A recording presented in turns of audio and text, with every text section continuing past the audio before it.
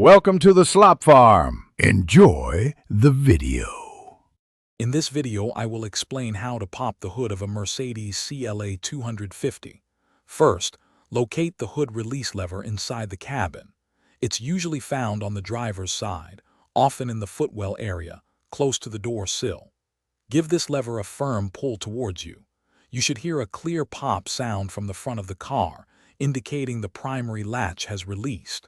This is the first crucial step to accessing your engine bay. Now that the primary latch is released, move to the front of your vehicle. Stand directly in front of the grille, facing the car. Gently lift the hood a few inches, just enough to create a small gap.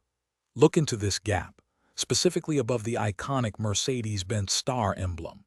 You're searching for a small, often yellow or black, secondary release lever or handle that is visible there.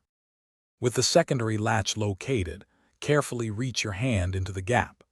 The exact motion to release it can vary slightly by model year, but it's typically a small lever you either push to one side, usually to the left, or sometimes pull upwards.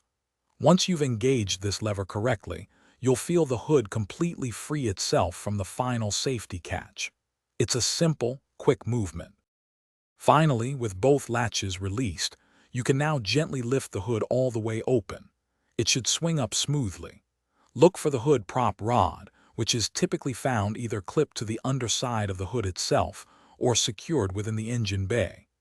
Extend this rod and firmly insert its end into the designated slot on the engine bay frame to hold the hood securely in its upright position.